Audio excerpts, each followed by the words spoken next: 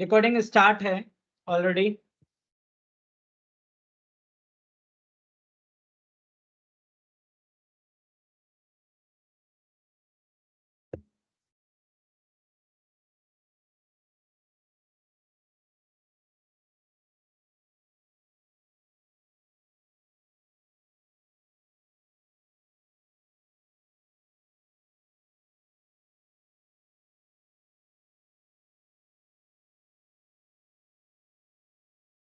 ठीक है, आज फोर्थ यूनिट स्टार्ट करेंगे बैंकिंग एंड इंश्योरेंस की, और विद इन 2 मिनट हम क्लास स्टार्ट करने वाले हैं। ठीक है, ओके।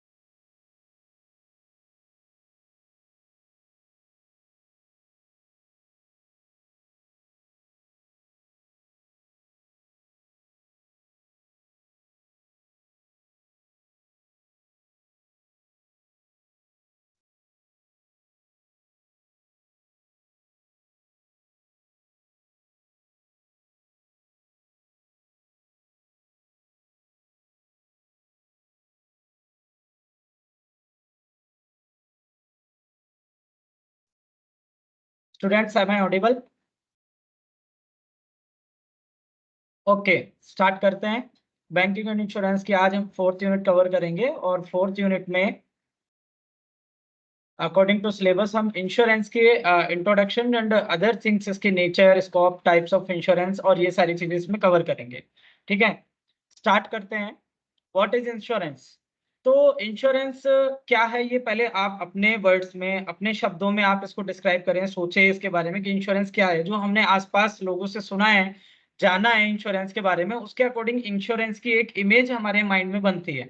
और जो इमेज हमारे माइंड में बनती है, इंश्योरेंस का मतलब होता है एक सुरक्षा कवच, एक सुरक्षा प्रदान करना, एक ऐसा टूल्स जिसकी वजह से हम हमारे डिफरेंट टाइप ऑफ थिंग्स को, नीड्स को या अपनी लाइफ को सिक्योर मानते हैं, उसकी एश्योरेंस मानते हैं, जिसके लिए हमें एक पर्टिकुलर ऑर्गेनाइजेशन को, कंपनी को या एक ग्रुप ऑफ पीपल को हमें एक एक अंशदान, एक अपना अपना एक हिस्सा, एक कंट्रीब्यूशन देना होता है। और वो कंट्रीब्यूशन पूरा सबका मिलाने के बाद में इतना बड़ा हो जाता है कि जब किसी के साथ में कोई कैजुअलिटी होती है या किसी का लॉस होता है, उस नीड का, उस थिंग का, या उसकी लाइफ का, तो हम इतने बड़े फंड में से जो वो इकट्ठा हुआ है उस फंड में से, उस कंट्री सबके कंट्रीब्यूशन में से उसको उसके लॉस को पूरा करने के लिए एक अमाउंट पे कर सकते हैं, उसको एक सिक्योरिटी दे सकते हैं।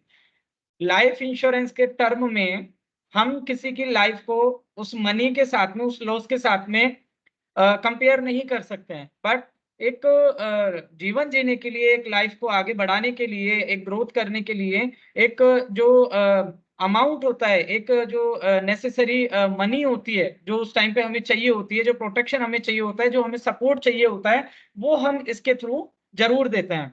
ठीक है, तो इन डीएस हमशेल वर्ड्स, डीएस हमशेल तो थिंकर हुए हैं, उन्होंने इंश्योरेंस के लिए कुछ वर्ड्स दिए हैं, कुछ उन्होंने डेफिनेशन दी है। उस डेफिनेशन को हम पढ़ते हैं कि insurance is defined as a social device.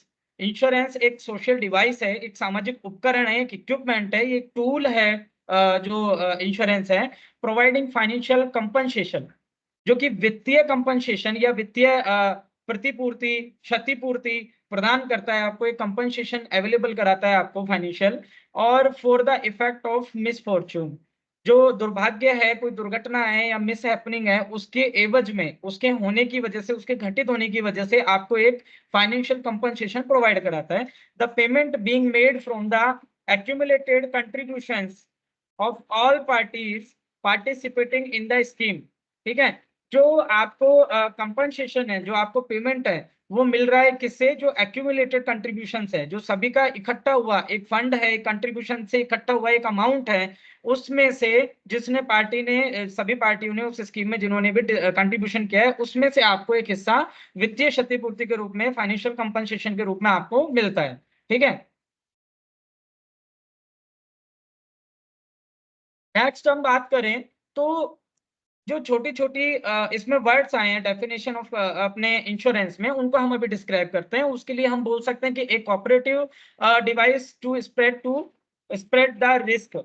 ठीक है, ये कोऑपरेटिव डिवाइस है जो रिस्क के स्प्रेड को रोकने में मदद करता है, या स्प्रेड द रिस्क के लिए काम आता है। स्पेशली कोऑपरेटिव डिवाइस है, सभी के सहयोग से होता है।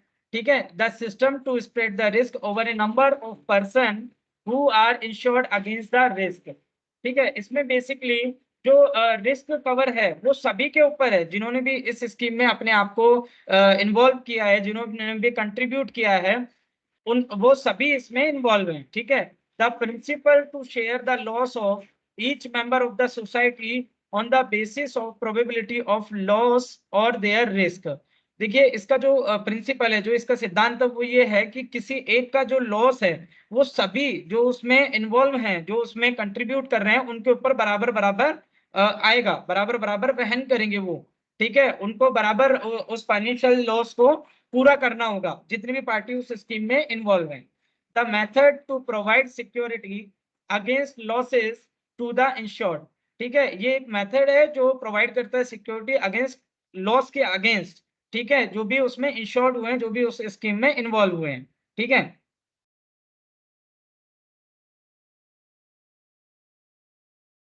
Insurance in India.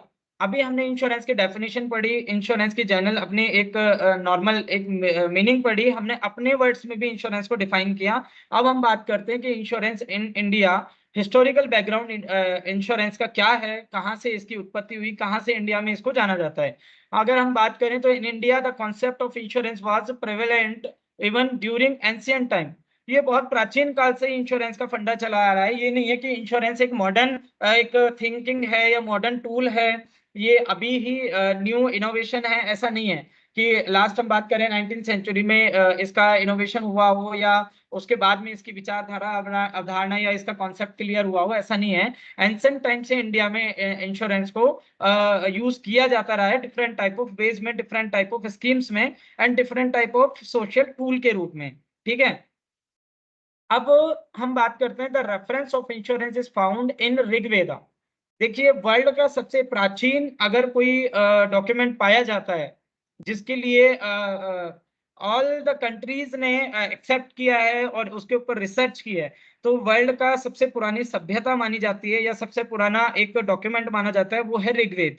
सबसे प्राचीन माना जाता है जो मिला है, जो फाउंड हुआ है, जिसको आर्कियोलॉजिकल सर्वे ऑफ इंडिया से लेकर के और वर्ल्ड की जो आर्कियोलॉजिकल एजेंसीज है उन्होंने भी डिफाइन किया है, उस ऋग्वेद में इंश्योरेंस का वर्ड यूज होता है विद द नेम ऑफ योगक्षेम। हमने एक पतंजलि एक कंपनी है पतंजलि योग, प्रदीप बाबा रामदेव की आपने सुना होगा, उनका एक डायलॉग आता है योग क्षेम वाहम्यहम। ठीक है, योग क्षेम वाहम्यहम, ये जो टर्म्स हैं ये ऋग्वेद में मिलती है, जो कि बेसिकली लाइफ इंश्योरेंस से और हेल्थ इंश्योरेंस से अपने आप को रिलेट करती है, उससे जोड़ती है अपने आप को। हम ऋग्वेद में इंश्योरेंस का एक कॉन्सेप्ट ढूंढ पाते हैं, हमें मिलता है, जो कि इतना ज्यादा एंसेंट है, इतने ज्यादा प्राचीन है, पुराना है। ठीक है, more or less relate to the well-being and security of the people, लोगों की रक्षा और एक अच्छा जीवन जीने के लिए, वेल बीइंग लाइफ के लिए इसको योगक्षेम वाहम्यम को जाना जाता है, जोड़ा जाता है। ठीक है, insurance in the oldest form existed in the form of marine insurance.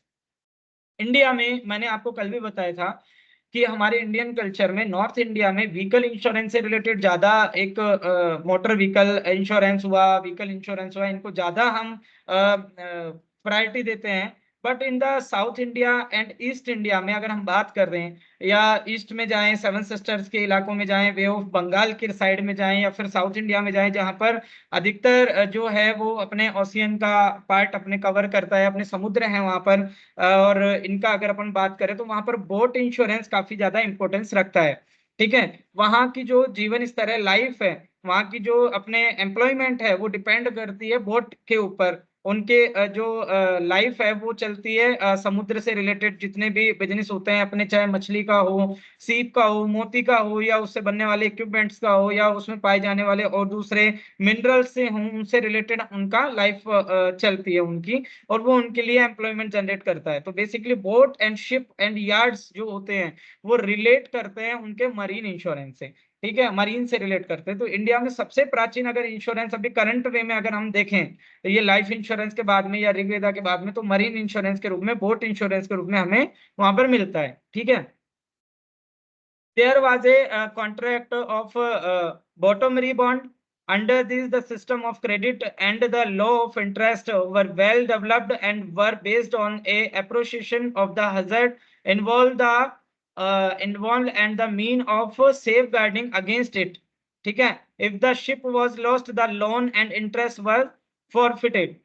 ठीक है, अगर आप किसी बोट का, या अब मैं इसको शॉर्ट फॉर्म में आपको समझाता हूँ कि किसी बोट का अगर आपने इंश्योरेंस कराया, उससे जुड़ी हुई चीजों का आपने इंश्योरेंस कराया, जो प्राचीन टाइम पे मिलता है, उनकी जो शर्तें मिलती हैं उसके अकॉर्डिंग अकॉर्डिंग कि सेफ गार्ड होना चाहिए, उसकी सेफ्टी से रिलेटेड सारे फीचर कंप्लीट होने चाहिए। इसके बाद में भी अगर वो लॉस्ट हो जाता है शिप या बोट, तो उसकी जो इंटरेस्ट रेट है या लोन जो था, जिससे जो आपने जिससे उधार लिया है, वो उसको माफ कर देता था। ठीक है, ये इंश्योरेंस की वहां की एक मरीन की, एक बोट की एंसेंट टाइम की एक टर्म्स थी। ठीक है, जो फाउंड होती है वहां पे डिफरेंट टाइप ऑफ डॉक्यूमेंट्स में। नेक्स्ट हम बात करते हैं फायर इंश्योरेंस की।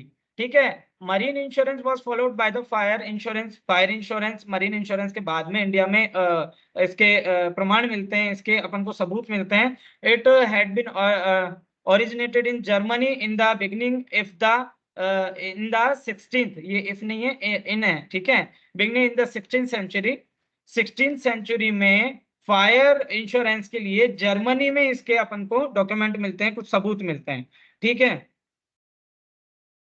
and in England in 1666 there was great fire in which about 85% of the houses were burned and property worth of sterling 10 crore were completely burnt off. ठीक है, अगर हम बात करें इंग्लैंड में 1666 में, 1666 में, तो एक बहुत बड़ी वहां पर आगजनी हुई थी, एक घटना हुई थी, जिसकी वजह से 85% जो हाउसेस थे अपने इंग्लैंड में, वो सारे के सारे जल चुके थे। बहुत जबरदस्त वहां लोन लॉस हुआ था, और इन 1666 में अप्रोक्सीमेटली 10 करोड़ का वहां पे लॉस हुआ था। Fire insurance office was established in 1681।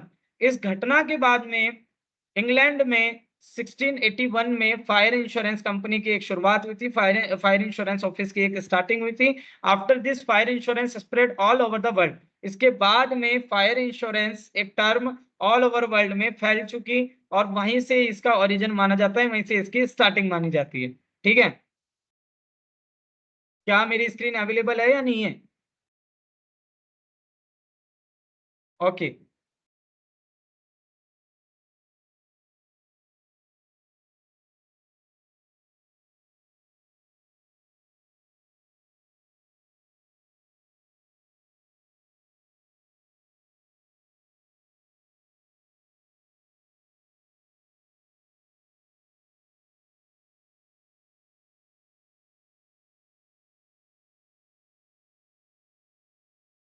अभी हो जाएगी visible.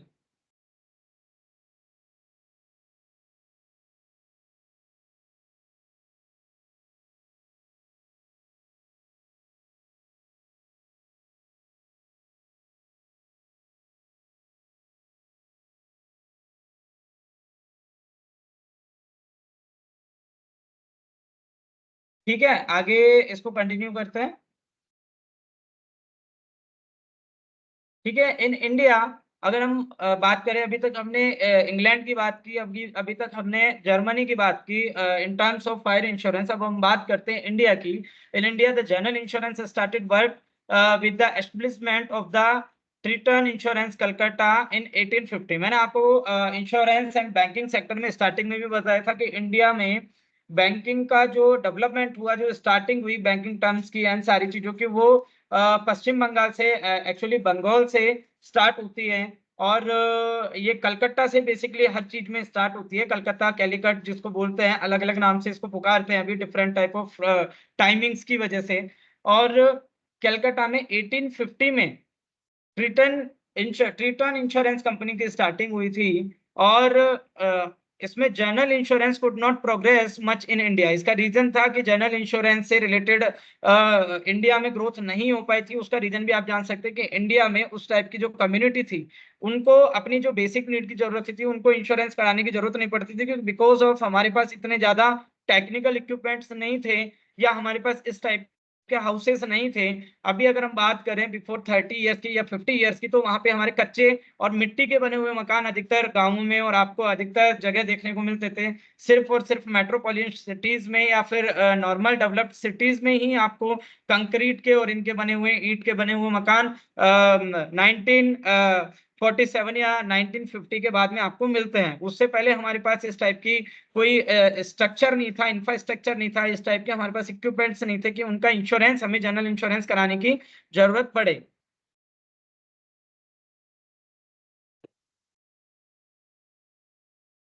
The first life insurance policy.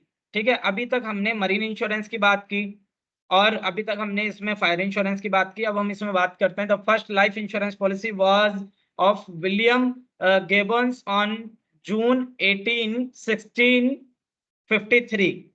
1653 में, 1653 में 18 जून को अगर हम बात करें, तो विलियम गेबन्स का एक रिकॉर्ड मिलता है जिसमें उन्होंने लाइफ इंश्योरेंस पॉलिसी कराई हुई थी। The first registered life office in England was the hand in hand society establish in 1696।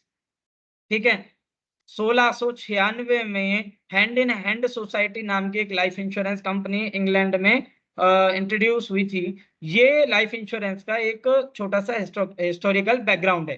ठीक है, इसके बाद हम बात करते हैं, India some European started the first life insurance company in Bengal presidency. यहाँ भी अगेन बंगाल आई। ठीक है, यहाँ भी बंगाल आया। आपने देखा, नोट किया, मैं आपको बता रहा हूँ कि इंडिया में जो बैंकिंग एंड इंश्योरेंस सेक्टर है, उसका डेवलपमेंट स्टार्ट होता है बंगाल से। ठीक है, यूरोपियन कम्युनिटी ने स्टार्ट किया बंगाल प्रेसिडेंसी में as the oriental life assurance company 1880 1818 में। देन द 1871 में Bombay mutual life assurance society was establish in 1874 में। ठीक है, another important life insurance office was started, oriental government security life assurance company limited. ठीक है, या हमने तीन कंपनियों के बारे में पढ़ा है। ठीक है, कैलकाटा में अगर हम बात करें बंगाल प्रेसिडेंसी में, तो ओरिएंटल लाइफ एश्योरेंस कंपनी 1818 में। फिर 1871 में Bombay mutual life insurance society जो एस्टेब्लिश हुई थी 1874 में। एक अनोदर सोसाइटी आई थी, life insurance office was started in oriental government security life assurance company limited sooner than the several office developed in India. बड़ी कंपनी इसी को ही माना जाता है जिसने बहुत जल्दी ही अपने इंडिया में काफी सारी ब्रांचेस इन्होंने हेड ऑफिस ऑफिस अपने काफी सारे खोल लिए थे, ठीक है, ओपन कर लिए थे। नेक्स्ट हम बात करते हैं इंश्योरर और इंश्योरेंस कंपनी, ठीक है। टर्मिनोलॉजीज क्या है, डेफिनेशंस ऑफ इंश्योरेंस में क्या क्या टर्मिनोलॉजीज होती है, गिव मी 1 मिनट।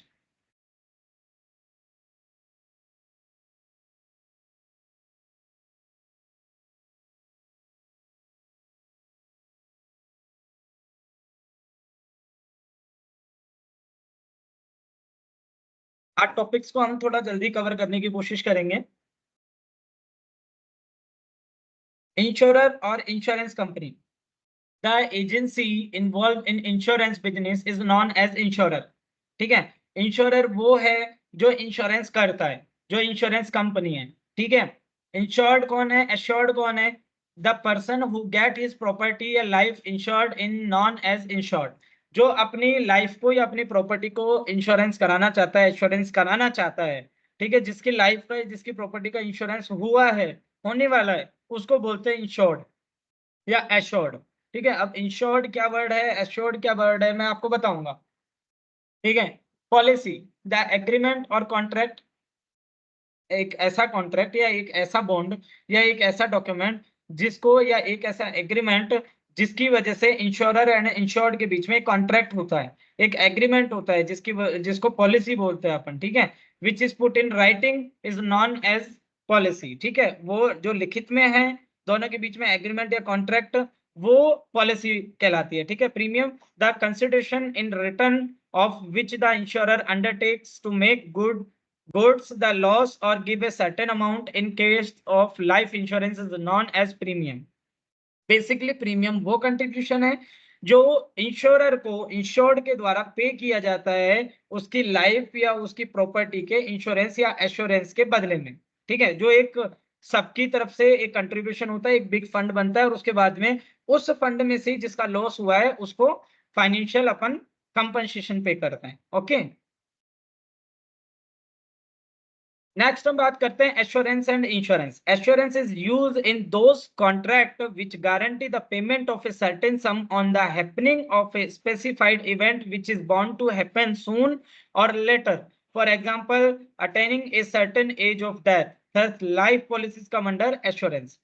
अब हम बात करें assurance company, insurance company, assurance and insurance के बीच में क्या डिफरेंस है। देखो, एश्योरेंस का मतलब होता है श्योरिटी, श्योर करना, ठीक है। उसमें आपको पर्टिकुलरली एक अमाउंट के बारे में, एक निश्चित अमाउंट के बारे में पहले से ही आपको उसमें एश्योरेंस दी जाती है कि आपको ये लॉस होगा तो हम इतना फिक्स अमाउंट आपको पे करेंगे, ठीक है।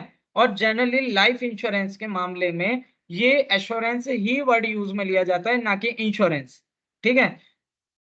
जो भी अपने फ्यूचर में होने वाला है, एज सुन एज पॉसिबल जब भी होगा या सूनर हैपन और लेटर जब भी होगा, उसके जो भी घटना होगी, चाहे वो डेथ हो चाहे लॉस हो या कुछ भी हो, उसका एक फिक्स अमाउंट मिलेगा आपको, उसके लिए एश्योर किया जाता है कि 5 लाख है तो 5 लाख ही पे करने हैं, ठीक है। 1 रुपया कम नहीं और 1 रुपया ज्यादा नहीं। Insurance on the other hand, अगर हम इंश्योरेंस की बात करें तो जो contemplates the granting of agreed compensation of the happening of certain events stipulated in the contract which are not exceed but which may happen, for example risk relating to fire accident and marine। अब हम insurance की बात करते हैं। Insurance में एक बात है कि 5 लाख तक का हम आपको कंपनसेशन देंगे, फाइनेंशियल आपको हेल्प करेंगे, फाइनेंशियल कंपनसेशन देंगे। आग लगी और उस बिल्डिंग का अगर इंश्योरेंस 4 लाख का था, 5 लाख का था, आग लगी और अगर उसमें सिर्फ फर्नीचर ही फर्नीचर जला, उसमें बाकी चीजें नहीं जली, तो जो फर्नीचर का अमाउंट है केवल वो पे किया जाएगा, चाहे आपकी बात हुई थी 5 लाख रुपए की, चाहे आपका कॉन्ट्रैक्ट हुआ था 5 लाख रुपए का, बट जो एक्चुअल जो आपका एक्सीडेंट में जो नुकसान हुआ है, एक्चुअल जो आपकी फायर में जो जला हुआ है, मरीन में आपका जितना नुकसान हुआ है, केवल उतना ही अमाउंट आपको इंश्योरर के द्वारा पे किया जाएगा इंश्योर्ड को, समझ रहे हैं। तो एश्योरेंस वो है कि एक फिक्स अमाउंट, एक फिक्स सम, एक फिक्स अवधि पे, चाहे वो मैच्योरिटी हो या डेथ हो या कुछ भी हो, आपको पे किया जाएगा, 1 रुपया कम नहीं, 1 रुपया ज्यादा नहीं। लेकिन अगर इंश्योरेंस की बात करें तो उसमें ये डिसाइड नहीं होता है कि आपको फाइनेंशियल लॉस कितना, लेकिन उससे ज्यादा नहीं होगा। आपने 5 लाख का करवाया इंश्योरेंस और आपका नुकसान हो गया 10 लाख रुपए का, तो आपको 10 लाख पे नहीं होंगे। बट अगर आपने 5 लाख का इंश्योरेंस करवाया है फायर में, मरीन में या एक्सीडेंटल में, और आपका नुकसान होता है 2 लाख का, तो आपको 2 लाख पे होंगे, 5 लाख पे नहीं होंगे। ठीक है, इज दैट क्लियर? नेक्स्ट हम बात करते हैं नेचर ऑफ इंश्योरेंस।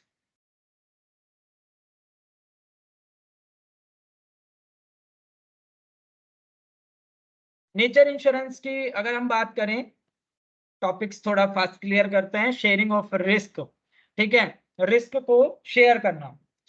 जो इंश्योरेंस का नेचर है या कैरेक्टराइटिस है, देखिए दोनों वर्ड ध्यान रखना, नेचर भी सेम है, कैरेक्टराइटिस भी सेम है।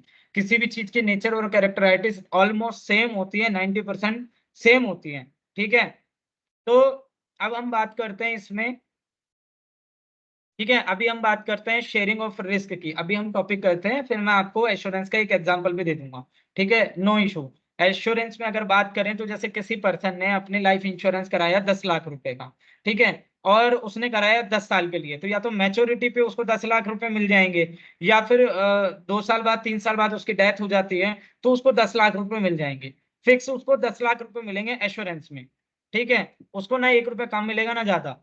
अगर दूसरी तरफ अगर हम बात करें तो फायर इंश्योरेंस किया है और 10 लाख रुपए को उसने इंश्योरेंस करवाया हुआ होता, तो चाहे उसमें डेथ ही क्यों ना हो जाती, उसको उतना ही अमाउंट मिलता है जितना आग का नुकसान हुआ है। उस डेथ से उस फायर इंश्योरेंस का कोई लेना देना नहीं है। अगर उसमें फर्नीचर जलाए और किसी व्यक्ति की मौत भी हो जाती है तो उस डेथ के लिए कोई कंपनसेशन पे नहीं होगा, ओनली फॉर फर्नीचर पे किया जाएगा, और वो भी फर्नीचर का जो एक्चुअल लॉस काउंट करेंगे आफ्टर सर्वे इंश्योर कंपनी वाले, वो ही उसका पे होगा। ठीक है, नेक्स्ट हम बात करते हैं शेयरिंग ऑफ रिस्क। तो इंश्योरेंस का एक ये नेचर पॉइंट है जिसमें हम रिस्क की शेयर करते हैं, किसमें, जिन्होंने भी कंट्रीब्यूशन किया है। अगर उस इंश्योरेंस कंपनी में 10 लोगों का कंट्रीब्यूशन है तो वो 10 लोगों में बराबर बराबर शेयरिंग होगा रिस्क जो है उसका contribution. Risk means financial risk. Okay, second, cooperative device है ये। ठीक है, ये एक सामाजिक संस्था है जिसमें कोऑपरेटिव है, एक दूसरे के सहयोग के साथ में ही इंश्योरेंस आगे बढ़ता है। ठीक है, कभी भी अकेले या इंडिविजुअली इंश्योरेंस इंडिविजुअली नहीं है, कोऑपरेटिव डिवाइस है। ठीक है, इसके बाद में वैल्यू ऑफ रिस्क है। ये इसमें रिस्क की एक वैल्यू आकी जाती है, एक सर्वे किया जाता है जिसमें देखा जाता है कि इस रिस्क की वैल्यू कितनी है। ठीक है, पेमेंट ऑन कंटीजेंसी, घटना पे ही इसका पेमेंट होता है, घटना नहीं हुई तो इसका कोई पेमेंट नहीं होगा। मैच्योरिटी पे या तो पेमेंट होगा या किसी दुर्घटना पे या घटना पे पेमेंट होगा। ठीक है, amount of the payment of claim, जो क्लेम है उसका पेमेंट का जो अमाउंट है वो एक डिसाइड होता है। Amount of payment of claim, claim का जो पेमेंट है उसका अमाउंट इसमें मिलेगा, प्रतिफल इसमें एक मिलेगा, और फाइनेंशियल कंपनसेशन के रूप में मिलेगा। आपको बदले में कोई दूसरी चीज नहीं मिल सकती है कि आपके घर घर का आपने होम का आपने करवाया था इंश्योरेंस तो बदले में आपको घर मिल जाए, ऐसा नहीं है। पेमेंट बेस इसका होता है, फाइनेंशियल कंपनसेशन इसका बेस होता है। Insurance is different from charity.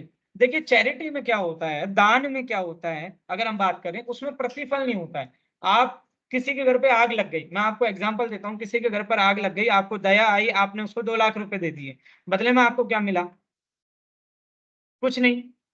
क्या उसमें कोई प्रतिफल था, कोई रिटर्न कुछ था? क्या आपकी ऐसी कोई फीलिंग थी? नहीं थी। इंश्योरेंस डिफरेंट फ्रॉम चैरिटी क्योंकि इसमें प्रतिफल होता है। ठीक है, इसमें एक रिटर्न होता है, इसमें कंट्रीब्यूशन होता है, आपने एक हिस्सा पे किया है, कंट्रीब्यूशन किया है, और उसकी एवज में आपकी सिक्योरिटी की कंपनसेशन आपको मिलता है। ठीक है, ये डिफरेंट है चैरिटी से, ये दान से बिल्कुल अलग है। Large number of insured person, इसमें लार्ज नंबर इंश्योर्ड पर्सन होते हैं तभी जाके बेनिफिट होता है। अगर बेसिकली हम बात करें तो अगर दो व्यक्ति हैं और दोनों ने आपस में कंट्रीब्यूशन किया है तो क्या उनको 5 लाख रुपए का रिस्क जो है, लॉस है, उसको कंपनसेट किया जा सकता है? नहीं किया जा सकता। Large number of insured person इसमें होते हैं और उन्हीं की वजह से ये कोऑपरेटिव टूल वर्क करता है प्रॉपर तरीके से। नेक्स्ट है इसमें insurance is different from gambling.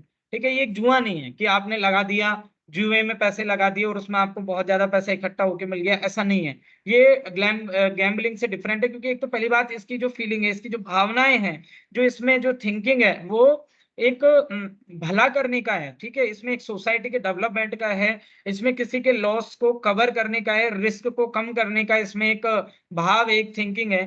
Gambling में ऐसा नहीं होता है। ठीक है, it related with social tool, जबकि गैम्बलिंग सोशल टूल नहीं होता है। ठीक है,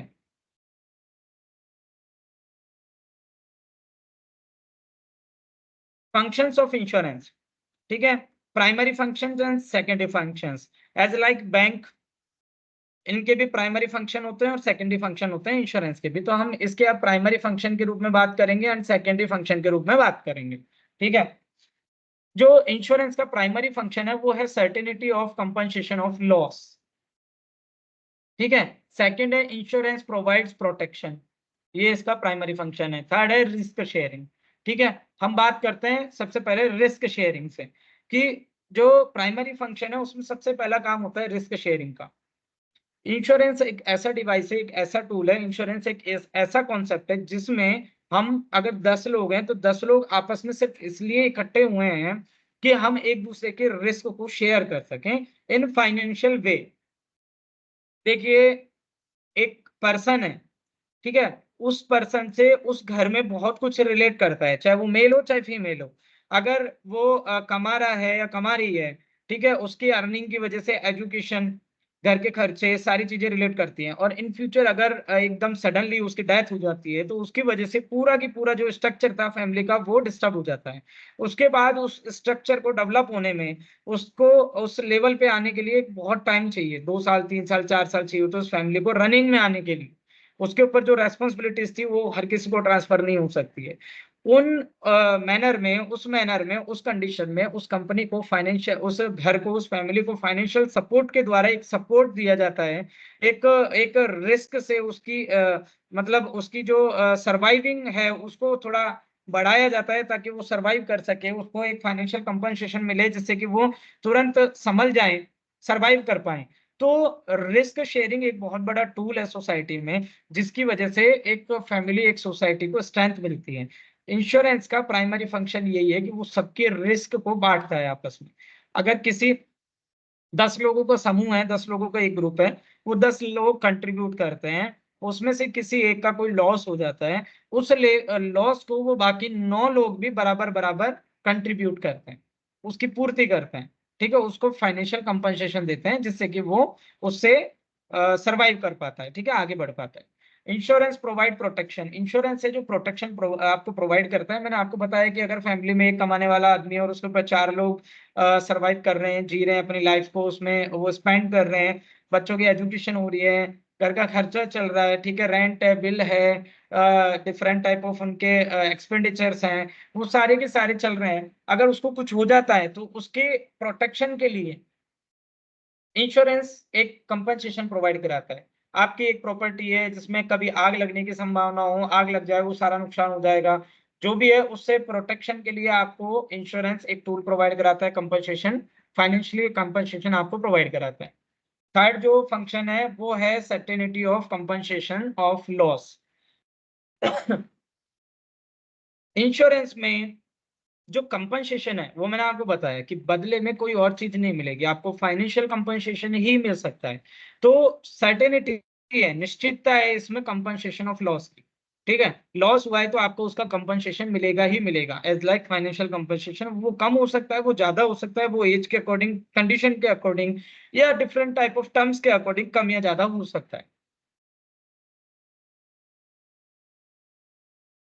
नेक्स्ट बात करते हैं हम सेकेंडरी फंक्शंस के लिए।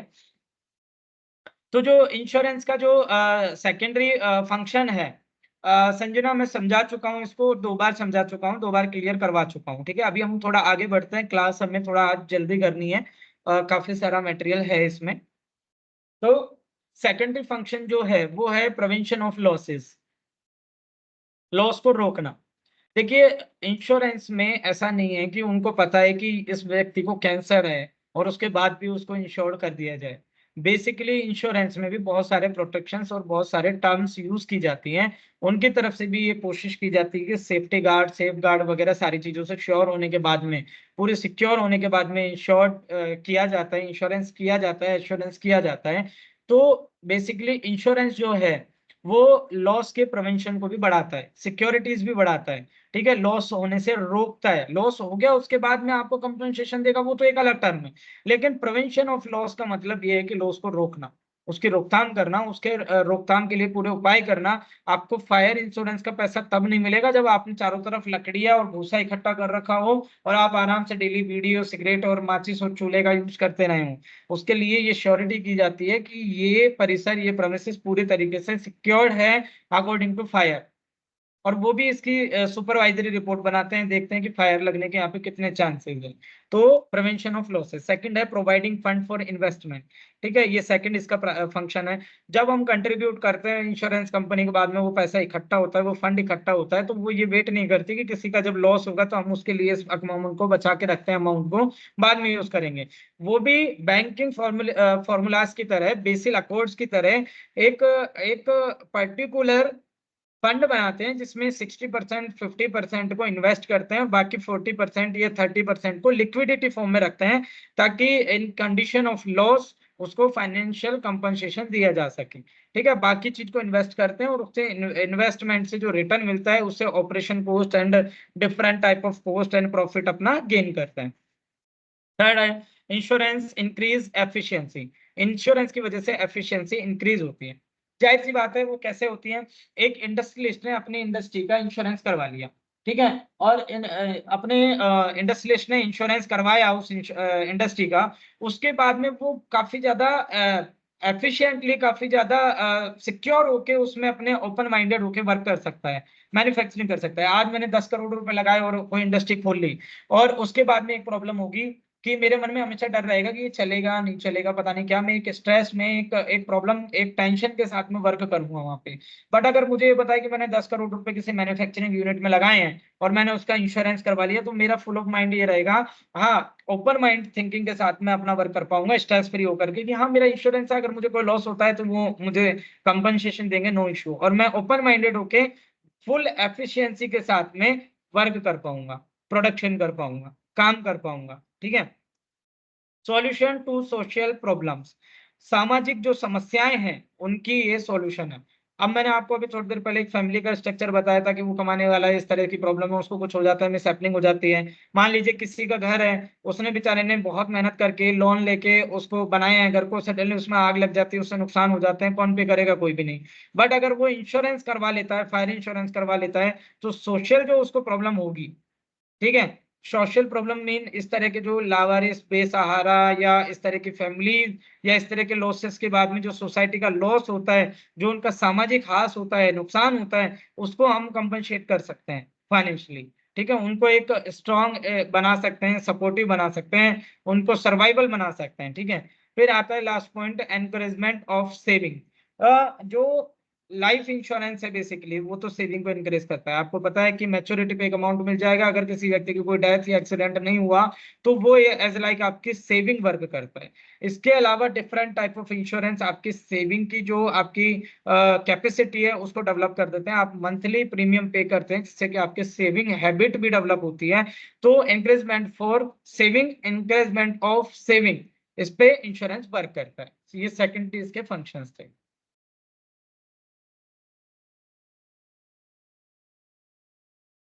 थर्ड आता है प्रिंसिपल ऑफ इंश्योरेंस। ठीक है, अब हम बात करते हैं,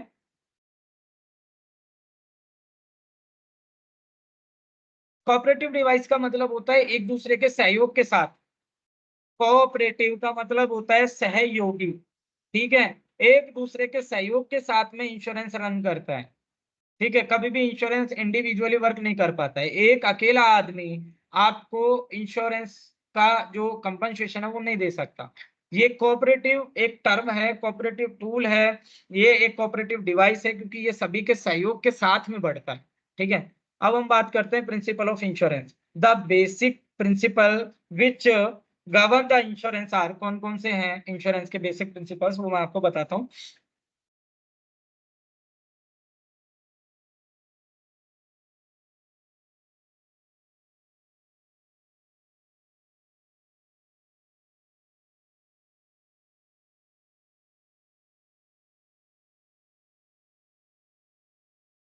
तो स्क्रीन शेयर हो रही है? ओके, हम आगे बढ़ते हैं इस पे। The basic principal of insurance अगर बात करें तो अटमोस्ट गुड फेथ, ठीक है, एक आपसे विश्वास बढ़ाना, अधिकतम सदविश्वास जो होता है इंश्योरेंस में वो होता है इंश्योर्ड का इंश्योरेंस पे, अपने इंश्योर्ड का इंश्योरर पे और इंश्योरर का इंश्योर्ड पे एक अधिकतम सदविश्वास होना चाहिए, एक अच्छा गुड फेथ उनका डेवलप होना चाहिए।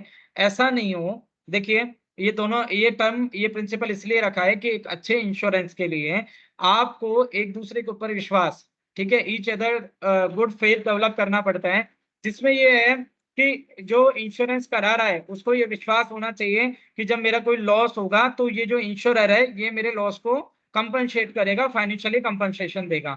सेकंड, इंश्योरर जो है उसका उसको ये विश्वास होता है कि जो ये इंश्योर्ड पर्सन है इसने अपनी कोई भी जानकारी नहीं छुपाई है और ये मेरे को पूरी इंफॉर्मेशन दी है इन्होंने अपनी हेल्थ के बारे में, अपनी कंडीशन के बारे में, या जिस भी चीज की इन्होंने इंश्योरेंस करवाने के लिए अप्लाई किया है वो इन्होंने सब कुछ सच बोला है। तो दोनों के बीच में आपसे विश्वास होना चाहिए, गुड फेथ होना चाहिए।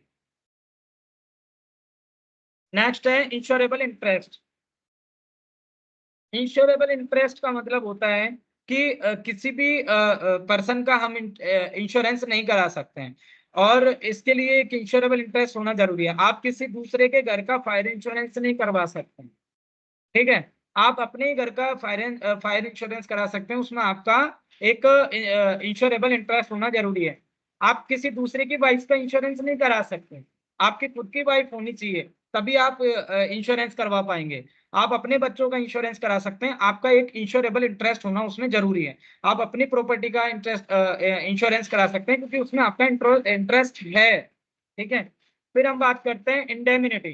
तो इंडेमिनिटी की अगर हम बात करें इसमें तो जैसे कि मनी का है या ये मरीन का है या फायर का है, इसका जो इंश्योरेंस होता है उसमें हम इंडेमनिटी की बात करते हैं। तो ये कि जो बेसिकली जो मतलब अपना वास्तविक जो उसका नुकसान हुआ है, रियल में जो उसका एक लॉस हुआ है, केवल वो ही पे होगा। जो मैंने आपको फायर इंश्योरेंस और मरीन इंश्योरेंस के बारे में बताया था कि अगर आपने 5 लाख का इंश्योरेंस कराया और 2 लाख का नुकसान है तो केवल 2 लाख का ही फाइनेंशियल कंपनसेशन मिलेगा। जो वास्तविक नुकसान है, जो वास्तव में आपको जो लॉस हुआ है, केवल वो। तो इंडेमिनिटी की जो टर्म है या प्रिंसिपल्स हैं वो बेसिकली लागू होती है अपने फायर और मरीन इंश्योरेंस पे, ठीक है। इसके बाद हम बात करते हैं कंट्रीब्यूशन। तो एक निश्चित कंट्रीब्यूशन इसमें होना चाहिए। अलग अलग कंट्रीब्यूशन होता है इसमें, किसी का कितना कंट्रीब्यूशन एज के अकॉर्डिंग या कंडीशन के अकॉर्डिंग या उसकी हैबिट के अकॉर्डिंग या डिफरेंट टाइप ऑफ टर्म्स के अकॉर्डिंग कंट्रीब्यूशन सबका अलग अलग होता है और एक निश्चित कंट्रीब्यूशन होना जरूरी है। सबका एक निश्चित योगदान, एक निश्चित contribution as as a principle premium, एक प्रीमियम के फॉर्म के रूप में होना जरूरी है, ठीक है। और अगर हम बात करें इसमें जैसे कि सब सब्रोगेशन है इसमें एक टर्म। तो जो सब्रोगेशन टर्म्स हैं उसका जो रियल में अगर हम बात करें तो जैसे कि स्वामित्व हस्तांतरण या उसकी ऑनरशिप है उसको अपन किस तरह से इसमें ट्रांसफर कर सकते हैं, उसके बारे में इसमें बात की गई है कि जैसे कि मैं आपको बताऊं, अभी फायर इंश्योरेंस है और फायर इंश्योरेंस में आपने फर्नीचर का इंश्योरेंस करवाया हुआ था। तो फर्नीचर का जो इंश्योरेंस हुआ है उसमें आग लगने के बाद में फर्नीचर का नुकसान हो गया, 70% तक फर्नीचर जल चुका। कंपनी ने आपको उस फर्नीचर के एवज में फाइनेंशियल कंपनसेशन दिया 1 लाख रुपए का। तो इसके बाद में वो जो फर्नीचर है वो उस कंपनी का पास में उसका ओनरशिप ट्रांसफर हो जाती है, उसके स्वामित्व का हस्तांतरण हो जाता है, ठीक है। अब ओनरशिप उस कंपनी की है, वो उस फर्नीचर को बेचे, तोड़े फोड़े, किसी और को बेचे, सेल करे, खुद यूज करे, कुछ भी कर सकती है। ऐसा नहीं है कि वो आपके घर का पार्ट था, आपके पास था, वो जल गया है, उसका आपने कंपनसेशन ले लिया है तो आप उसको कबाड़ी को बेचने का काम भी आप करेंगे, उसके ऊपर मालिकाना हक, ओनरशिप उसकी है, फाइनेंशियल कंपनी की है, ठीक है। अब अगर हम बात करें अगला,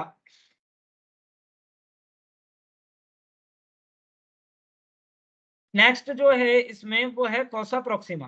कोसा Proxima is a important term of insurance, ठीक है। और इंपॉर्टेंट टर्म होने की वजह से कोसा प्रोक्सिमा को एक एक एक डिफरेंट इसकी फीलिंग आती है, एक डिफरेंट इसका नेम काउंट होता है। कई बार शॉर्ट नोट में इसको यूनिवर्सिटी ने पूछा है इंश्योरेंस के उसमें, अगर शॉर्ट नोट शॉर्ट क्वेश्चन आते हैं तो उसमें इसको कोसा प्रोक्सिमा को टर्म को बेसिकली पूछ लेते हैं। तो उसका जो क्या नाम से अपना इसका जो मेन है वो है बेसिकली कोसा प्रोक्सिमा का, कि आपको ऐसा नहीं है कि आपने इंश्योरेंस करा दिया तो आप उस चीज को जलने दो, आप उस चीज को फोड़ने दो, तोड़ने दो, नुकसान होने दो।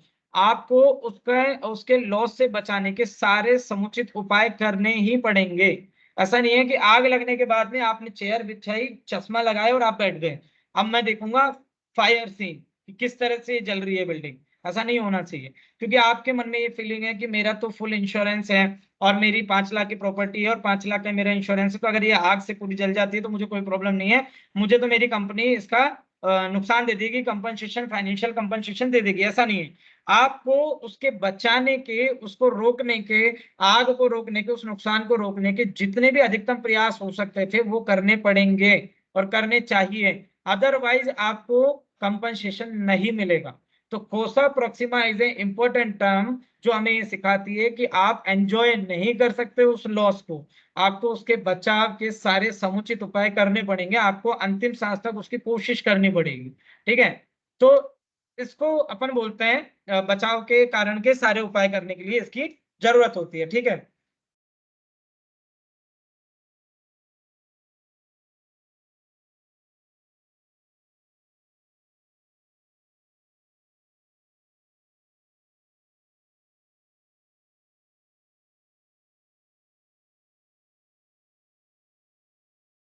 1 मिनट।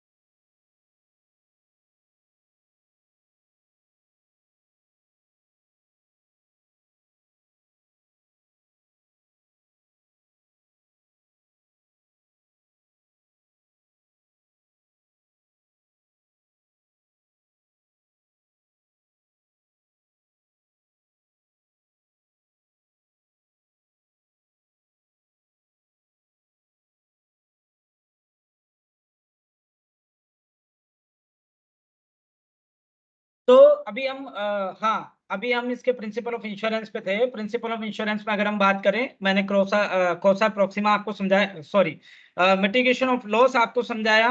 अभी जो मैंने आपको टर्म बताई कि जिसमें अगर हम बात करें मिटिगेशन ऑफ लॉस में, कि रियल में जो बचाव के जो साधन है, जो उपाय है, वो करने जरूरी है। अगर लॉस हो जाता है, अगर आग लग जाती है, कुछ भी हो जाती है, तो आप उसको एंजॉय नहीं कर सकते, आपको उसके अधिकतम बचाव के सारे उपाय करने जरूरी है मिटिगेशन ऑफ लॉस में। कोसा प्रोक्सिमा की अगर हम बात करें, बीच में मिस हो गया तो, या शायद मैंने उल्टा बोल दिया।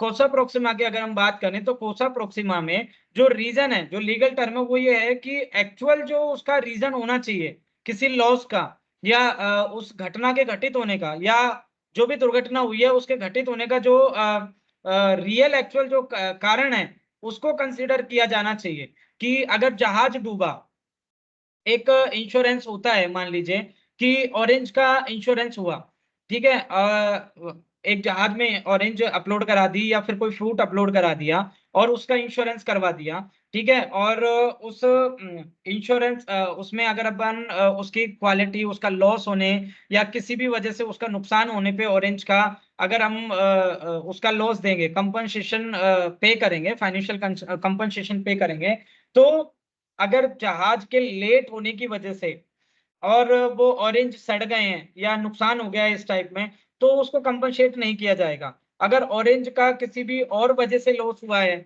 या ऑरेंज अपने आप सड़ गए या किसी और वजह से लेट हो गई, अब जहाज के लेट होने की वजह से कंपनी उस ऑरेंज का लॉस को पे नहीं करेगी, वो फिर जहाज पे करेगा, ठीक है, वो शिप पे करेगा। अगर कोस्टा प्रोक्सिमा की बात करें कि जैसे मान लो कई बार बात करें कि एक टर्म थी एक बार कि जहाज अगर डूबेगा तो उसका लॉस जो कंपनसेट है वो किया जाएगा। अब उसमें क्या कि जहाज चलता रहा, चूहों ने उसमें छेद कर दिया, छेद होने की वजह से पानी घुस गया और पानी घुसने की वजह से वो जहाज डूब गया। तो उसमें रियल में जो वो था लॉस, वो चूहों की वजह से हुआ था, ना कि उस जहाज के भिड़ंत की वजह से या किसी और वजह से डूबने की वजह से था, तो उसको कंपनसेट नहीं किया गया। ठीक है? तो different type of term and condition and legal terms इसमें यूज़ की जाती हैं कि एक्चुअल में जो उस लॉस का रीज़न रहा है, उस रीज़न को देखा जाएगा, अदरवाइज़ नहीं किया जाएगा। ठीक है? कि मतलब किसी भी वजह से हुआ हो तो उसको कर दें, किसी की भी वजह से नुकसान हुआ हो या कोई भी वजह रही हो, उसको कंपनसेट नहीं किया जाएगा, उसको एक रिलेट करके देखा जाएगा, वो कोसा प्रोक्सिमा में माना जाता है। और मिटिगेशन ऑफ लॉस का मैंने आपको बताया था कि आप एन्जॉयमेंट नहीं कर सकते, उसको बचाने के अधिकतम उपाय आपको करने ज़रूरी है। फिर हम नेक्स्ट बात करते हैं benefit of the insurance, role and importance of insurance. देखिए मैंने आपको पहले ही बोला था कि बेनिफिट्स हो, रोल हो या इंपोर्टेंस हो, ये सारी की सारी अधिकतर एक दूसरे से रिलेटेड टर्म होती हैं और एक दूसरे के साथ में होती हैं। ठीक है? तो benefit of insurance can be divided into these categories: benefits to individual, benefits to business और industry and benefits to the society. ठीक है? फर्स्ट अगर हम बात करें तो benefit to the individual, individual के लिए इंश्योरेंस के बेनिफिट क्या-क्या हैं? बेनिफिट टू इंडिविजुअल अगर हम बात करें तो वो है insurance provide security and safety. ठीक है? एक पर्सन को एक इंडिविजुअली जो इंश्योरेंस है वो सिक्योरिटी और सेफ्टी प्रोवाइड कराता है। ठीक है? उसकी जान से, उसके सामान को, उसकी प्रॉपर्टी को या वो जिसको भी चाहता है उस चीज से, उस चीज को सिक्योरिटी एंड सेफ्टी प्रोवाइड कराता है। सेकंड, एनकरेज सेविंग, तो इंडिविजुअल को सेविंग के लिए एनकरेज करता है ताकि वो प्रीमियम पे करता है तो उसकी एक सेविंग हैबिट बनती है, हैबिट ऑफ सेविंग वो बढ़ती है और वो आगे अगर इंश्योरेंस के टर्म खत्म होती है तो उस अमाउंट को वो सेविंग में भी डालता है। और वैसे भी इंश्योरेंस का जो प्रीमियम है वो डिफरेंट टाइप ऑफ इंश्योरेंस में एज लाइक सेविंग ही काउंट होता है। ठीक है? उस पे इंटरेस्ट भी मिलता है और मैच्योरिटी पे वो आपको अमाउंट विद इंटरेस्ट पे होता है। फिर हम बात करते हैं प्रोवाइडिंग इन्वेस्टमेंट अपॉर्चुनिटी। तो ये इन्वेस्टमेंट अपॉर्चुनिटी प्रोवाइड कराता है इंडिविजुअल के लिए कि इंडिविजुअल पर्सन एक इन्वेस्टमेंट कर रहा है। अगर मैं आज 100 रुपीज 500 रुपीज की फिक्स डिपॉजिट कराऊं या रिकरिंग डिपॉजिट कराऊं कि मंथली मुझे पोस्ट ऑफिस या बैंक में डिपॉजिट कराने हैं, तो मैं उसकी जगह 500 रुपीज का प्रीमियम भी पे कर सकता हूँ, जो कि मैच्योरिटी पे मुझे रिटर्न मिलता है।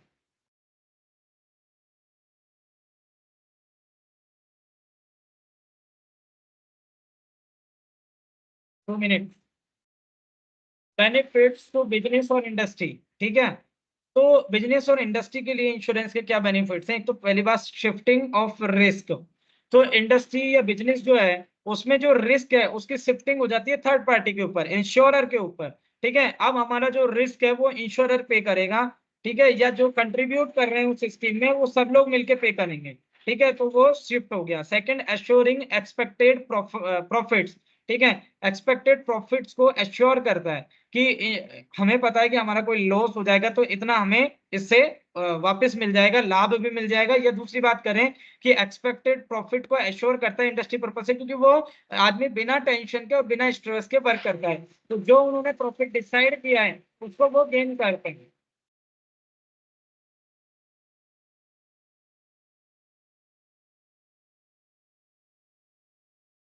काफी ज्यादा इम्प्रूव क्रेडिट स्टैंडिंग। ठीक है? क्रेडिट स्टैंडिंग जो है, उधार की जो शक्ति है, जो क्षमता है, क्रेडिट स्टैंडिंग है इंडस्ट्रियलिस्ट की, इंडस्ट्रीज की, उसको इम्प्रूव करता है। ठीक है? बिजनेस कंटिन्यूएशन, अगर बिजनेस कंटिन्यू की बात करें, जैसे कि किसी इंडस्ट्री में आग लग गई, किसी ने अपनी इंडस्ट्री का फायर इंश्योरेंस कराया था और उसमें आग लग गई, तो आग लगने के तुरंत बाद में इंश्योरेंस टीम आई, उन्होंने सर्वे किया, उसके बाद में उन्होंने देखा कि रियल लॉस इतने का हुआ है और उन्होंने उसको कंपनसेट कर दिया, उसको फाइनेंशियल कंपनसेशन दे दिया। तो जो बिजनेस था वो कंटिन्यू होता है इंश्योरेंस करवाने के बाद में। ये नहीं कि आग लग गई तो हमारा सब कुछ जल के नष्ट हो गया और उसके बाद में हमारे पास कुछ नहीं बचा, हम अपने बिजनेस को कंटिन्यू नहीं कर सकते। तो बिजनेस कंटिन्यूएशन में इंश्योरेंस बहुत ज्यादा हेल्पफुल है, उसका इंपॉर्टेंस है, ठीक है। नेक्स्ट हम बात करते हैं बेनिफिट्स टू द सोसाइटी। तो सोसाइटी के लिए क्या है, पहली बात तो कैपिटल फॉर्मेशन हो रही है। 50 लोग, 100 लोग, 50,000 लोग मिलके किसी इंश्योरेंस में, किसी इंश्योरेंस स्कीम में इन्वेस्ट कर रहे हैं, तो वहां पे क्या हो रहा है, कैपिटल बन रही है, एक बड़ा फंड बन रहा है, सभी का प्रीमियम, सभी का कंट्रीब्यूशन इकट्ठा हो रहा है और एक कैपिटल फॉर्मेशन हो रही है। और वो कैपिटल फॉर्मेशन कहाँ काम आएगी, वो भी किसी ना किसी इंडस्ट्री, किसी इन्वेस्टमेंट, किसी म्यूचुअल फंड, किसी सिक्योरिटी, किसी गवर्नमेंट पर्पज से काम आएगी। तो वो एक कैपिटल फॉर्मेशन होगी, ठीक है। इसके बाद में हम बात करें, हाँ अभी क्लियर कर लेंगे।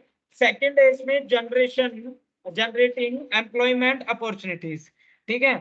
एम्प्लॉयमेंट अपॉर्चुनिटीज को जनरेट करता है सोसाइटी के बेनिफिट्स के रूप में, सोसाइटी के इंपोर्टेंस के रूप में। क्योंकि इंश्योरेंस की अगर बात करें तो आपने एलआईसी का स्ट्रक्चर देखा है ऑल ओवर इंडिया। एलआईसी में 1 लाख से ज्यादा एम्प्लॉयज पूरे ऑल ओवर इंडिया में काम करते हैं, और अगर इनडायरेक्टली बात करें तो उनके इतने सारे एजेंट हैं कि वो लगभग 5-7 लाख लोगों को इनडायरेक्टली एम्प्लॉयमेंट देते हैं, रोजगार देते हैं, ठीक है। वो सोसाइटी के लिए एम्प्लॉयमेंट जनरेट करते हैं। फिर हम बात करते हैं प्रोमोटिंग सोशल वेलफेयर। तो ये एक सामाजिक अवधारणा है। कोऑपरेटिव किसी ने पूछा था, मैंने आपको बताया था कि ये सहयोगी है, मतलब जो बात है कि आपस में मिलजुल कर एक दूसरे के साथ सहयोग की भावना से काम किया गया है। ऐसे ही प्रोमोटिंग सोशल वेलफेयर है, सामाजिक जो वेलफेयर है उसको डेवलप कर रहा है, ये उसको प्रमोट कर रहा है। एक दूसरे की मदद करना है, एक दूसरे के रिस्क को बेयरिंग करना, उसमें कंट्रीब्यूट करना है, इसकी थिंकिंग को, इसके कॉन्सेप्ट को बढ़ा रहा है। फिर नेक्स्ट है हेल्प्स कंट्रोलिंग इन्फ्लेशन, ठीक है। इन्फ्लेशन को कंट्रोल करने में हेल्प करता है, ठीक है। ये बहुत बेसिक पॉइंट है।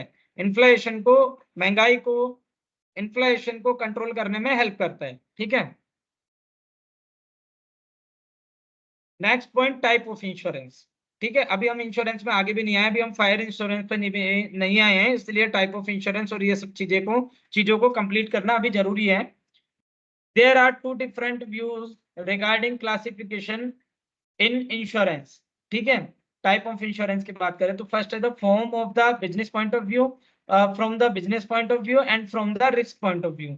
तो फर्स्ट अगर हम बात करें तो बिजनेस पॉइंट ऑफ व्यू से इंश्योरेंस कौन कौन से होते हैं, और रिस्क पॉइंट ऑफ व्यू से इंटरेस्ट इंश्योरेंस कौन कौन से होते हैं, ठीक है।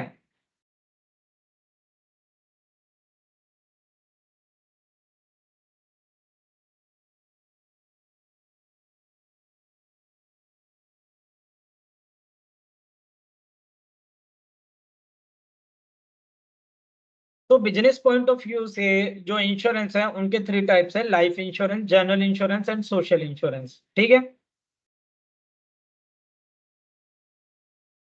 फर्स्ट है life insurance policies. Life insurance policies में सबसे पहले है टर्म एश्योरेंस, ठीक है।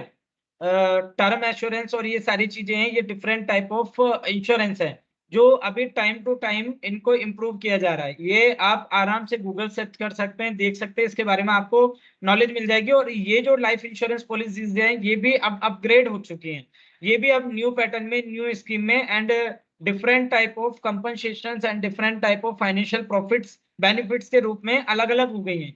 डिफरेंट टर्म एश्योरेंस होता है एक निश्चित टर्म के लिए, ठीक है। इसके बाद में हम बात करें होल लाइफ, पूरी लाइफ के लिए होता है। एंडोमेंट एश्योरेंस होता है, ठीक है। इसके बाद में हम बात करें फैमिली इनकम पॉलिसी होती है जिसमें फैमिली की इनकम होती है। Life annuity, joint life insurance होता है, जैसे हस्बैंड वाइफ है तो उनका जॉइंट लाइफ इंश्योरेंस हो सकता है।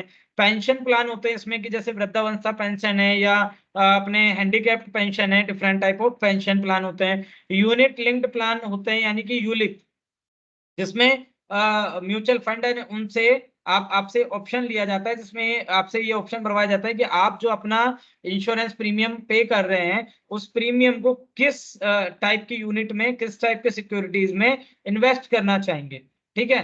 मॉडरेट रखना चाहेंगे, फिक्स रखना चाहेंगे, गवर्नमेंट सिक्योरिटीज में रखना चाहेंगे, आजकल ये भी ऑप्शन अवेलेबल है। इसलिए मैं बोल रहा हूँ कि अगर आप गूगल सर्च करेंगे तो ये इन टर्म्स को आप ज्यादा बेसिक और ज्यादा अच्छे ढंग से समझ पाएंगे। फिर है policy for maintenance of handicapped dependent. ठीक है, इस टाइप की भी एक पॉलिसी होती है लाइफ इंश्योरेंस में, जो हैंडीकैप्ड पर्सन है उसके मेंटेनेंस के लिए भी आपको एक अपॉर्चुनिटी देता है, एक फैसिलिटी देता है।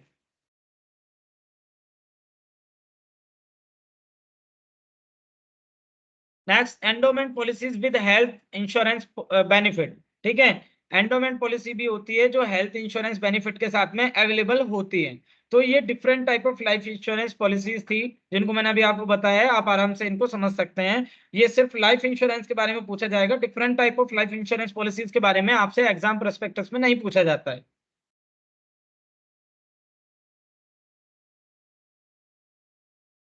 Type of general insurance policies. General insurance में बात करें तो आपको जान के ये सरप्राइज होंगे आप और शॉक्ड होगा, शॉक लगेगा आपको कि लाइफ इंश्योरेंस में हेल्थ इंश्योरेंस कवर नहीं होता है। ठीक है, हेल्थ इंश्योरेंस कभी भी लाइफ इंश्योरेंस में नहीं होता है। Health insurance countable in general insurance, health insurance related with general insurance. ठीक है, तो हेल्थ इंश्योरेंस लाइफ इंश्योरेंस इसमें जनरल इंश्योरेंस में होता है। मेडिक्लेम पॉलिसी, कि हम हॉस्पिटल जाते हैं, दिखा के आते हैं, वहां हॉस्पिटल में हमें एडमिट होने का, मेडिसिन का, प्रेस्क्रिप्शन का जो भी पे करना पड़ता है वो मेडिक्लेम पॉलिसी के अंतर्गत होता है। पर्सनल एक्सीडेंट पॉलिसी होती है, ग्रुप इंश्योरेंस पॉलिसी होती है। Group insurance policy basically industrialist या एम्प्लॉयर्स कराते हैं, वो अपने पूरे एम्प्लॉय के ग्रुप का एक इंश्योरेंस करवा देते हैं। या अपन बात करें कि इंडस्ट्रियलिस्ट हैं, वो अपने पूरे ग्रुप ऑफ एम्प्लॉयज का ग्रुप इंश्योरेंस करवा देते हैं। इन गवर्नमेंट में भी ग्रुप इंश्योरेंस पॉलिसीज होती है। ठीक है, अब बात करते हैं ऑटोमोबाइल इंश्योरेंस। वो आपने देखा ही है कि ऑटोमोबाइल में कार, बस, ट्रक, व्हीकल्स का जो है इंश्योरेंस वो होता है। नेक्स्ट है वर्कर्स कंपनसेशन इंश्योरेंस। तो वर्कर का जो कंपनसेशन है उससे रिलेटेड इंश्योरेंस होता है इंडस्ट्री में। ठीक है, लेबर प्रोस्पेक्टस से। ठीक है, लाइबिलिटी इंश्योरेंस होता है। ठीक है, किसी की कोई दायित्व है, किसी की कोई जिम्मेदारी है, वो उसको पता है कि अगर मैं नहीं रहा, या मेरी लाइबिलिटी है, थर्ड पार्टी की लाइबिलिटी है, अगर वो मैं नहीं चुका पाया, इसको थर्ड पार्टी भी बोलते हैं। कि अगर हमारी स्कूटी से किसी और की स्कूटी की भिड़ंत हो गई और उसमें व्यक्ति का अगर लॉस हो गया और उस व्यक्ति का इंश्योरेंस नहीं है, तो थर्ड पार्टी इंश्योरेंस भी होता है। ठीक है, वो हमारी एक तरह से लाइबिलिटी हो गई, तो लाइबिलिटी इंश्योरेंस भी थर्ड पार्टी इंश्योरेंस में काउंट होता है। ठीक है, एविएशन इंश्योरेंस। एविएशन आप समझते ही हैं, एविएशन जो पूरी की पूरी अपने एयर से, एयर अथॉरिटी से, एयरपोर्ट से, एविएशन इंडस्ट्री है पूरा। बिजनेस इंश्योरेंस होता है, फायर इंश्योरेंस पॉलिसीज होती हैं, एंड ट्रैवल इंश्योरेंस पॉलिसीज होती हैं, जिसमें ट्रैवलर्स अपना इंश्योरेंस कराते हैं या different type of travelling problems का इंश्योरेंस कराते हैं। ठीक है, सोशल इंश्योरेंस का मतलब होता है सामाजिक इंश्योरेंस, और ये आप बहुत बेहतर ढंग से समझ पाएंगे क्योंकि ये आपने नजदीक से अपनी लाइफ में देखा है। आपने अपने दादा दादी को देखा है गवर्नमेंट से, स्टेट गवर्नमेंट से वृद्धावस्था पेंशन लेते हुए। उनको बुजुर्ग होने की वजह से पेंशन मिलती है, किसी को 2,000, किसी को 1,000, किसी को 2,500, अलग अलग डिफरेंट टाइप ऑफ स्टेट के डिफरेंट टाइप होते हैं। जिसमें सोशल इंश्योरेंस में हैंडीकैप इंश्योरेंस होते हैं, वृद्धावस्था पेंशन होती है। ठीक है, विधवा पेंशन होती है। ठीक है, जिनके हस्बैंड एक्सपायर हो जाते हैं उनको पेंशन देती है गवर्नमेंट, ताकि उनका खर्चा पानी गुजारा भत्ता चलता रहे। तो इसमें पेंशन प्लान होते हैं जो मैंने आपको बताया, वृद्धावस्था। डिसेबिलिटी बेनिफिट होते हैं, अनएम्प्लॉयमेंट बेनिफिट जो रोजगार भत्ता गवर्नमेंट देती है। कई कई स्टेट हैं जिनमें अनएम्प्लॉयमेंट का एक भत्ता मिलता है, एक आपको मंथली एक आपको अमाउंट पे करते हैं वो, जिसको रोजगार भत्ता, बेरोजगारी भत्ता बोलते हैं। ठीक है, इसके बाद हम बात करें, सिकनेस इंश्योरेंस होता है, बीमारी के लिए भी इसमें इंश्योरेंस होता है, गवर्नमेंट कराती है अपने इनका। आपने डिफरेंट टाइप ऑफ स्टेट में देखा होगा कि गवर्नमेंट जो हॉस्पिटल होते हैं, गवर्नमेंट हॉस्पिटल्स में आपको फ्री में दवाई, फ्री में जांचें प्रोवाइड कराई जाती है, वो सिकनेस इंश्योरेंस के तहत गवर्नमेंट प्रोवाइड कराती है।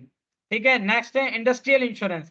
तो गवर्नमेंट भी डिफरेंट टाइप ऑफ इंडस्ट्रीज का इंडस्ट्रियल इंश्योरेंस करवाती है। वहां उस इंडस्ट्री के सेक्टर में कभी डाउनफॉल होता है तो गवर्नमेंट भी उनको एक सोशल इंश्योरेंस के तहत उनको एक कंपनसेट करती है, उनको एक अमाउंट देती है। ठीक है,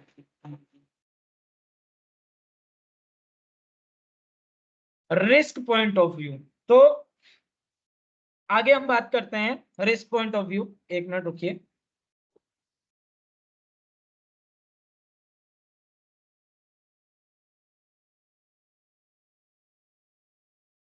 तो स्टूडेंट्स अब हम बात करते हैं risk point of view. Risk point of view से इंश्योरेंस कौन कौन से होते हैं? रिस्क पॉइंट ऑफ व्यू अभी तक हमने पढ़े थे बिजनेस पॉइंट ऑफ व्यू से, अब हम पढ़ रहे हैं रिस्क पॉइंट ऑफ व्यू से। Property insurance, liability insurance and other form of insurance, ये तीन टाइप के इंश्योरेंस होते हैं जो रिस्क पॉइंट ऑफ व्यू से होते हैं, जो जाने जाते हैं, जो माने जाते हैं। ठीक है, अभी इनको डिस्क्राइब करते हैं।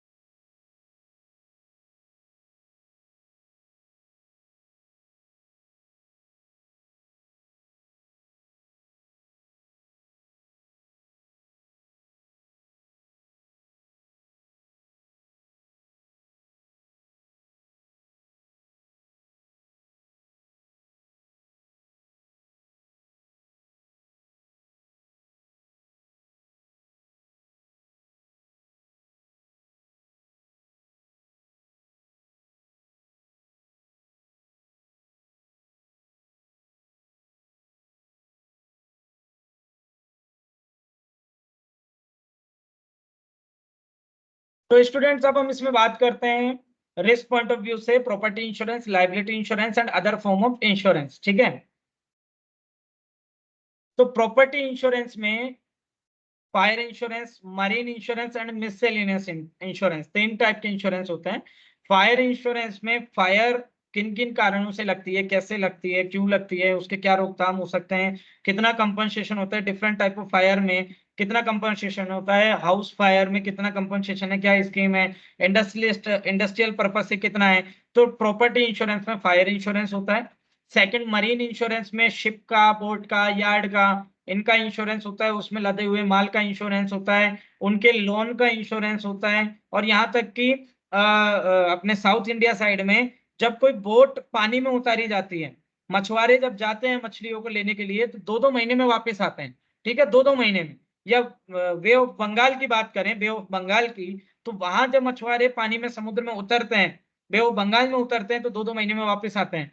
तो वो अपनी बोट का और अपने आप का इंश्योरेंस करा के जाते हैं, और यहाँ तक कि इस चीज का भी इंश्योरेंस करा के जाते हैं कि अगर मैं 2 महीने बाद लौटा तो मैं 2 लाख रुपए की मछली पकड़ के लाऊंगा या 1 लाख रुपए की मछली पकड़ के लाऊंगा। अगर ये नहीं होती है तो मुझे कंपनी पे करेगी इंश्योरेंस।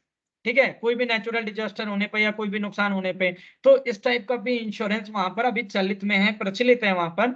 तो मरीन इंश्योरेंस के अंतर्गत शिप का, बोट का, यार्ड का, उनके माल का, उनके ऊपर लदे हुए माल का, आने जाने का, ट्रांसपोर्ट का, और यहाँ तक कि उनके लोन का, लोन के इंटरेस्ट का, और यहाँ तक कि वो जो जाते हैं और जो वो वहां से प्रोडक्ट निकाल के लेके आते हैं, लाएंगे या नहीं लाएंगे, इस चीज का भी इंश्योरेंस इसमें सम्मिलित है। ठीक है, इसके बाद हम नेक्स्ट टॉपिक में, नेक्स्ट यूनिट में ज्यादा आपको डीपली इसमें समझने का मौका मिलेगा फायर और मरीन में।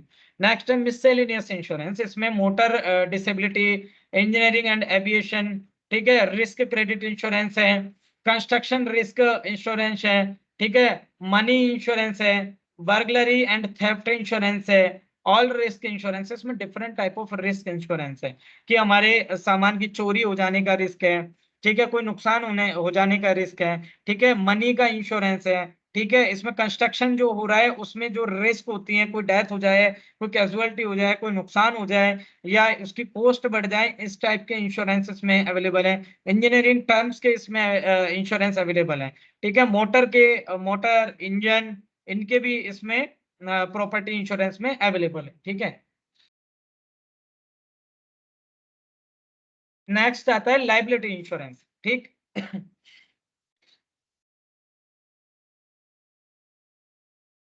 हाँ, इंश्योरेंस में से आएंगे क्वेश्चन।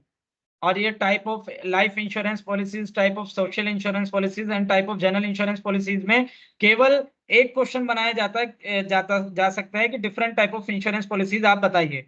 तो उसमें आपको लाइफ इंश्योरेंस पॉलिसी के बारे में नॉर्मल बताना है। लाइफ इंश्योरेंस में कितनी और कौन कौन सी पॉलिसी है, इसके बारे में आपसे क्वेश्चन नहीं पूछा जाएगा कि भाई टर्म लाइफ इंश्योरेंस बताइए, एंडोमेंट स्कीम बताइए, पेंशन प्लान बताइए। इस टाइप के क्वेश्चन आपसे नहीं पूछे जाएंगे, ना इस पे शॉर्ट नोट पूछे जाते, ये चीजें नहीं पूछे जाती हैं। बट आपको लाइफ इंश्योरेंस क्या है ये डिस्क्राइब करना पड़ेगा। लाइफ इंश्योरेंस में किस टाइप की पॉलिसीज है ये नहीं बताना पड़ेगा। ठीक है, ओके। लाइबिलिटी इंश्योरेंस की बात करें तो थर्ड पार्टी इंश्योरेंस, मैंने आपको बताया था कि वो हमारी जिम्मेदारी है। आज हमारे व्हीकल से हमारे चलाते वक्त में किसी और का अगर एक्सीडेंट हो जाता है तो हमारे व्हीकल का और हमारी लाइफ का तो इंश्योरेंस है उसमें, पर थर्ड पार्टी का क्या अगर उसको कोई इंजरी हो जाती है तो, या कुछ भी हो जाती है। और अगर डिफरेंट मैनर में बात करें तो हमारे व्हीकल को जब कोई और आदमी चला रहा हो और किसी और आदमी का अगर कोई लॉस हो जाता हो तो जो चला रहा है उसके इंश्योरेंस का क्या। तो different type of third party insurance relate with liability insurance. ठीक है। नेक्स्ट आता है एम्प्लॉयज इंश्योरेंस। तो जो एम्प्लॉयज जो होते हैं, जो वर्कर जो होते हैं, जो लेबर जो होते हैं, उनका जो इंश्योरेंस करते हैं वो भी लाइबिलिटी इंश्योरेंस है। एक इंडस्ट्रियलिस्ट का ये लाइबिलिटी है कि उसके परिसर में, उसके प्रेमिसेस में काम करने वाले वर्कर, उसके इंडस्ट्री में काम करने वाले वर्कर्स का इंश्योरेंस, ये उसकी लाइबिलिटी है, ये उसकी रेस्पॉन्सिबिलिटी है कि उनकी लाइफ का, उनके हेल्थ का वो इंश्योरेंस करवाए। तो वो लाइबिलिटी इंश्योरेंस है। जैसे कि मान लीजिए मैं गवर्नमेंट सर्वेंट हूं, तो गवर्नमेंट ऑफ इंडिया मेरी दिल्ली यूनिवर्सिटी की लाइबिलिटी है कि मेरी लाइफ का, ये मेरी मेडिक्लेम पॉलिसीज का और इनका वो इंश्योरेंस करवाए। तो मुझे डिफरेंट टाइप ऑफ जो मेडिक्लेम पॉलिसी मिलती है, मुझे जो हेल्थ बेनिफिट्स मिलते हैं, मेडिकल बेनिफिट्स मिलते हैं, या मेरी लाइफ का जो इंश्योरेंस होता है वो लाइबिलिटी इंश्योरेंस के अंतर्गत वो मुझे प्रोवाइड कराते हैं। ठीक है। नेक्स्ट आता है री इंश्योरेंस। लाइबिलिटी इंश्योरेंस में री इंश्योरेंस भी होता है कि इंश्योरेंस को बढ़ाना, दोबारा इंश्योरेंस को कराना, इंश्योरेंस को री इंश्योरेंस कराना, किसी अदर पर्सन का इंश्योरेंस कराना, उसको उसमें इंक्लूड कराना, ये सब लाइबिलिटी इंश्योरेंस के अंतर्गत आते हैं।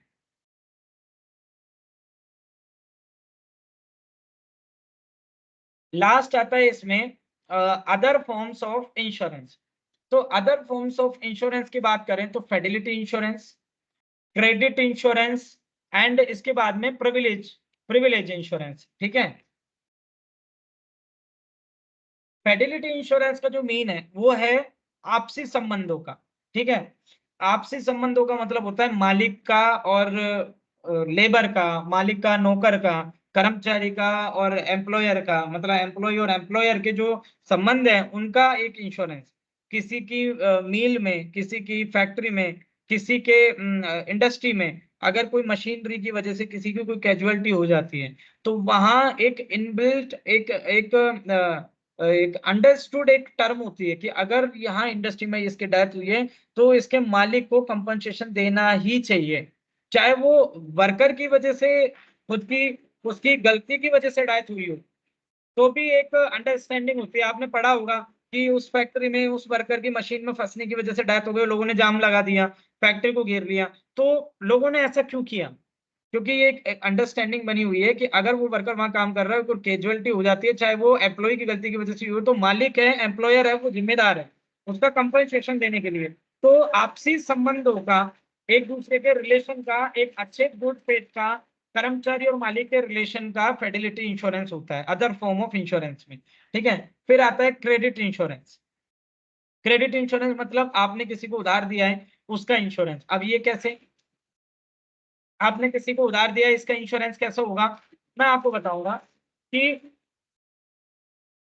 आजकल जो बैंक्स हैं, अगर बैंक से आपने होम लोन लिया, या बैंक से आपने एजुकेशन लोन लिया, या बैंक से आपने डिफरेंट टाइप ऑफ कोई भी लोन लिया, तो बैंक आपको जो लोन अमाउंट दे रही है 7 लाख, 10 लाख, 20 लाख, 30 लाख, 40 लाख, बैंक उसका किसी और इंश्योरेंस कंपनी से इंश्योरेंस कराती है कि अगर इस मेरे लोन लेने वाले, एडवांस लेने वाले, लोन एंड एडवांस लेने वाले, मेरा जो ये कस्टमर है, इसने अगर ये मेरा लोन नहीं चुकाया तो इसको आप चुकाओगे। और इसके लिए बैंक एक प्रीमियम अमाउंट फर्स्ट टाइम पे या एक ही इंस्टॉलमेंट में या बार बार की इंस्टॉलमेंट में उस थर्ड पार्टी, थर्ड बैंक को, थर्ड इंश्योरेंस कंपनी को पे करती है।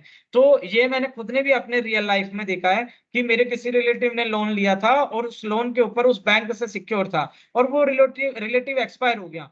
तो बिकॉज उसके एक्सपायर होने की वजह से, एक्सीडेंटल, वो तो उसका लोन पे कर नहीं पाया बैंक का, तो बैंक ने थर्ड जो इंश्योरेंस कंपनी इन्वॉल्व थी उस लोन में, उस क्रेडिट इंश्योरेंस में, उससे वो लोन अमाउंट लिया, रिटर्न किया, उससे कंपनसेशन लिया, फाइनेंशियल कंपनसेशन रिसीव किया बैंक ने, और उसको सेटल किया मामले में। तो क्रेडिट इंश्योरेंस भी होता है अदर फॉर्म ऑफ इंश्योरेंस में। ठीक है। उधार का भी एक इंश्योरेंस होता है, और आज के टाइम पे तो मोबाइल का भी इंश्योरेंस होता है। आपने सुना होगा, मैं जनरल वे में आपको इंश्योरेंस समझाने के लिए, एक जनरल इंश्योरेंस पॉलिसी समझाने के लिए आपको बता रहा हूँ कि मोबाइल का भी आपने देखा होगा कि आप इतने रुपए पे कीजिए और उसका इंश्योरेंस करवाइए। ठीक है। फिर हम बात करते हैं लास्ट में प्रिविलेज इंश्योरेंस। प्रिविलेज इंश्योरेंस का मतलब होता है पॉलिसी में चेंजेस करना। ठीक है, आप इसका भी इंश्योरेंस ले सकते हैं कि ये 2 या 3 अर्थों में है। प्रिविलेज इंश्योरेंस की बात करें तो मैंने आपको बताया कि इस टाइम मार्केट में different type of policies available है। वो डिफरेंट टाइप ऑफ पॉलिसीज में कई बार आपको ये फाइंड करना मुश्किल हो जाता है कि इस इंश्योरेंस को, इस इंश्योरेंस पॉलिसी को, इस इंश्योरेंस स्कीम को किस कॉन्सेप्ट में रखें, किस स्कीम में काउंट करें। जनरल इंश्योरेंस है, लाइफ है, हेल्थ है, मेडिक्लेम है, कौन सा है। तो अदर फॉर्म ऑफ इंश्योरेंस में एक आता है प्रिविलेज इंश्योरेंस, जिसमें क्या होता है कि इन फ्यूचर अगर आपने आज जो इंश्योरेंस कराया है, इन फ्यूचर अगर आप इसमें कोई एड ऑन कराना चाहते हैं, अपने किसी पार्टनर को एड ऑन कराना चाहते हैं, आप इसमें किसी एक्स्ट्रा एड ऑन, किसी राइडर को, किसी बेनिफिट को इसमें इन्वॉल्व कराना चाहते हैं, या आपने कोई 10 साल बाद नया प्लान देखा हमारा और उस प्लान को आप इसमें चेंज करना चाहते हैं, तो आपको प्रिविलेज इंश्योरेंस कराना पड़ेगा। अगर आपका प्रिविलेज इंश्योरेंस नहीं है तो आफ्टर 10 इयर्स अगर कोई नए प्लान में आप उसको कन्वर्ट कराना चाहते हैं तो नहीं करा सकते। It is a policy, it is a term, it is a condition. But अगर आपने प्रिविलेज इंश्योरेंस करवाया हुआ है तो आफ्टर 10 इयर्स अगर इंश्योरेंस कंपनी ने, इंश्योरर ने, उस ऑर्गेनाइजेशन ने कोई न्यू प्लान अगर एक इंट्रोड्यूस किया और आपको लगा कि वो प्लान आपके लिए बेनिफिशियल ज्यादा है बजाय आपके करंट प्लान से, तो आप उसको according to privilege insurance change करा सकते हैं, री इंश्योरेंस करा सकते हैं। तो these type of insurance policies, insurance, insurance type, insurance functions and plan मैंने आपको आज समझाया है और आज आपको मैंने ये कंटिन्यू किया है पूरा। तो हम इसको आज क्लास को यहीं कंक्लूड करेंगे क्योंकि बेसिकली कुछ टेक्निकल इश्यूज हैं, उनकी वजह से मुझे ये क्लास आज यहाँ कंक्लूड करनी पड़ेगी। और इसके बाद में नेक्स्ट क्लास कल वही 3 बजे होगी और 3 से 5 का सेशन है। कल हम कुछ क्वेश्चन ऐड भी करेंगे और कुछ जो भी इंपॉर्टेंस टॉपिक या कुछ भी क्वेश्चन होंगे वो सब हम डिस्क्राइब करेंगे कि कितने नंबर्स उस टॉपिक को दिए जा सकते हैं या कितने नंबर के questions university last few years में पूछती है ये क्वेश्चन पेपर्स में, ये हम कल डिस्कस करेंगे। ठीक है, ओके स्टूडेंट्स, थैंक यू।